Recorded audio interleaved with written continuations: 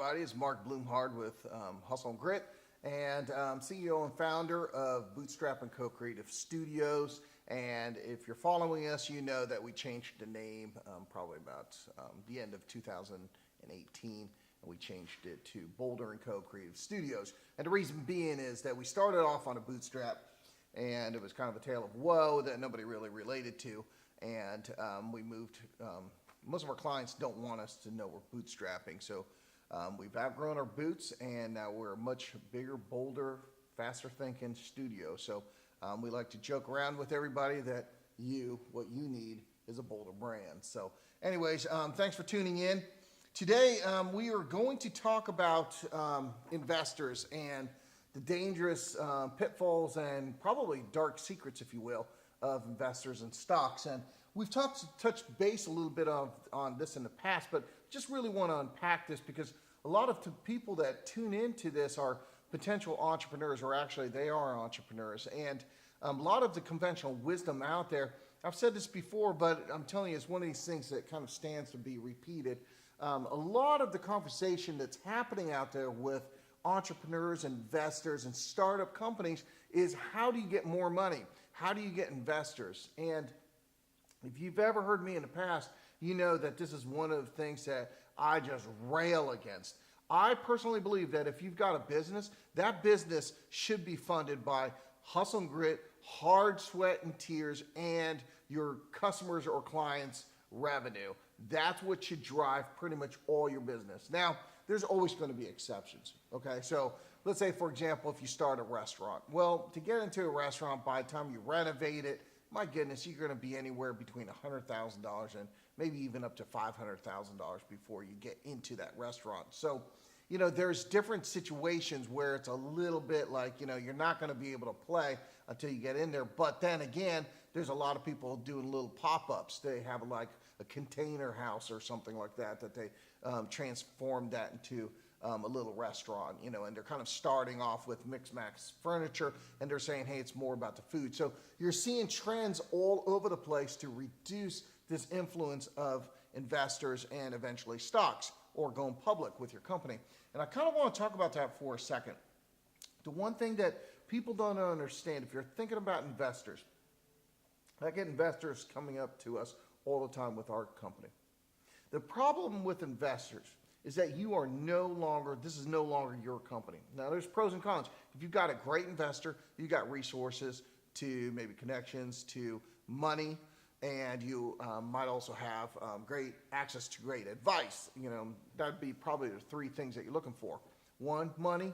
2, great connections or resources. And 3, advice. The problem is the trade-off with that, the price point, if you will, is that this company is no longer yours. Now, I don't mean that in a really kind of like heavy duty way. Anybody that knows me knows that I'm pretty, you know, I'm not a control freak, if you will. It's not like my company, my company, my company. But what you do with the profits and how you spend your revenue is no longer up to you. So we have really started this company, Boulder & Co-Creative Studio, to really help the clients out there, give them the best possible value for their money, the greatest return on investment. We call it making great design democratic. So we're bringing great design to the people.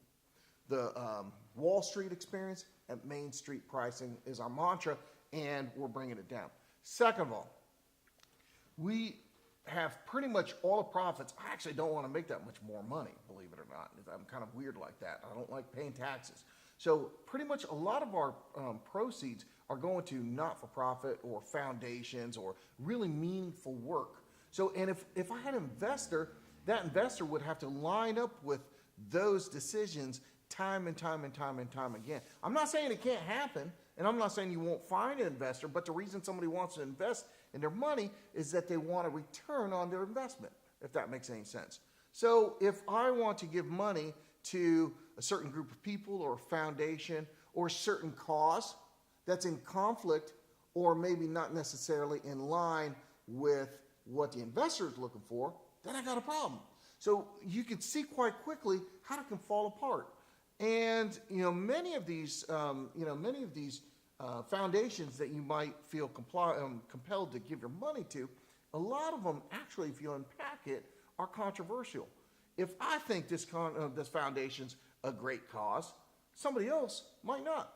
I was in a meeting yesterday, for example, and there was this business owner, and he was talking about giving money and doing this foundation, this housing unit for vets, and somebody else was sitting in a meeting and said, you know what? My goodness, there's a lot of marginalized groups out there. There's girls that have been in sex trafficking. There's girls, on and on and on. Why do you choose vets? Like, there's a lot of programs out there for vets.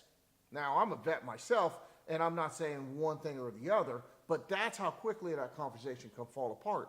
Somebody saying, hey, I want to, reinvest into vets and make their life, thank them for serving our country, and give them a better chance in life. And somebody else is saying, oh, there's a lot of programs out there.